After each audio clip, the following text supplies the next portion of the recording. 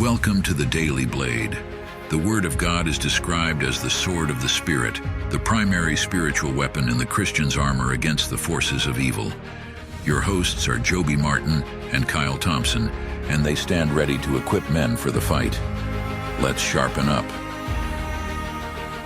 All right, welcome back. Day 3, Galatians chapter 5, beginning in verse 7. We're actually going to talk about tough language here.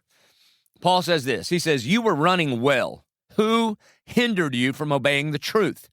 This persuasion is not from him who calls you. A little leaven leavens the whole lump.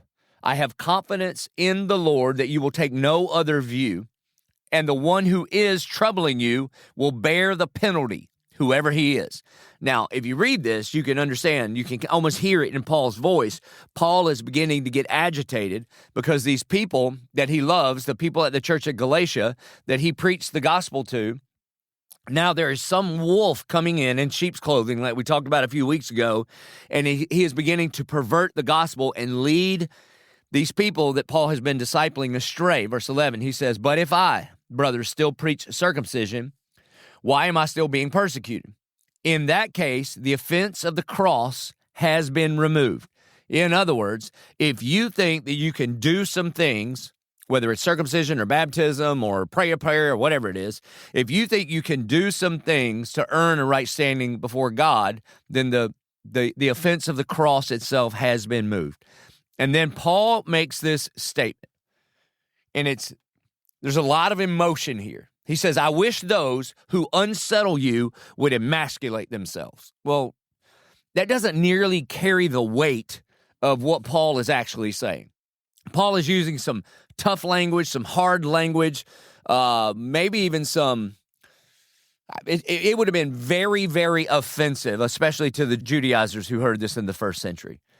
He's saying this, okay, again, in the context of circumcision, and in case you're just a little slow on the uptake, when a child on the 8th day in Jerusalem or in Israel would be circumcised, they would take a knife and they would cut away the foreskin of the boy. And what he is saying here is, I wish the person that was teaching this false gospel would not just stop at the foreskin, but I wish he would take that knife all the way back and cut off all of his junk, everything that he has. Very offensive, very tough language. Now, one of the things I want you to notice in the scriptures, both Jesus and Paul will do this. They don't use this kind of tough language for those being led astray, but they use very tough language for the leaders, for the people that are leading people astray. You see, you treat a wounded sheep and a wolf very differently. So, Ephesians 4:29, Paul says this. He says, "Let no corrupting talk come out of your mouths, but only such as is good for building up, as fits the occasion, that it may give grace to those who hear." All right? Some translations say, "Let no unwholesome talk proceed out of your mouth."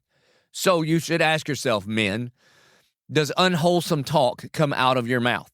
Now, I'm not a stickler on just, here's some certain words that are just completely off limits, although by and large, and we're going to talk about this tomorrow, I do think there are a lot of believers, Christ followers, and you have used the banner of freedom to excuse some unwholesome talk that's coming out of your mouth. So we should watch our mouths.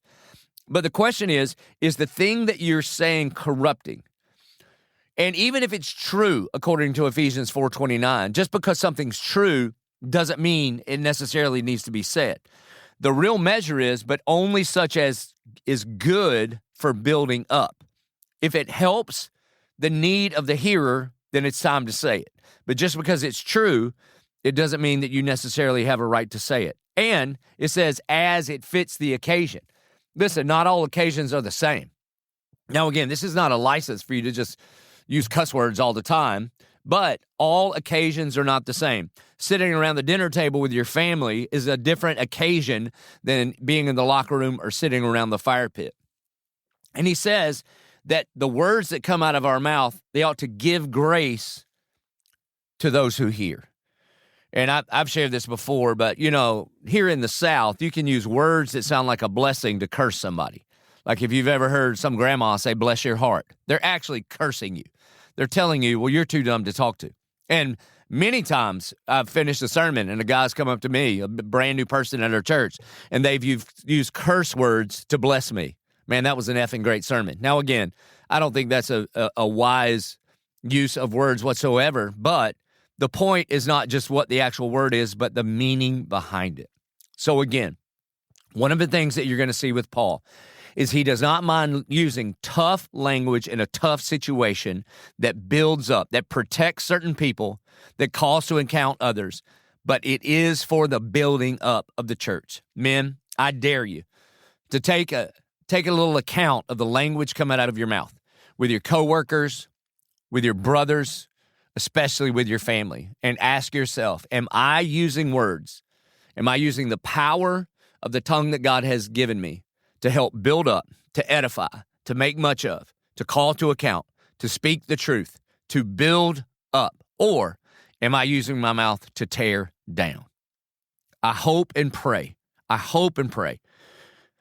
that you will humble yourself, that you will surrender not just your life to Christ, but your mouth to Christ, and use words. Use the word God has given you, speak the truth in love, and do so in such a way that it builds up as it fits the occasion, and you may give grace to those who hear. Thank you for listening to today's episode. Before you go, if you want to help equip other men for the fight, share this podcast around and leave us a 5-star rating and review. Stay sharp.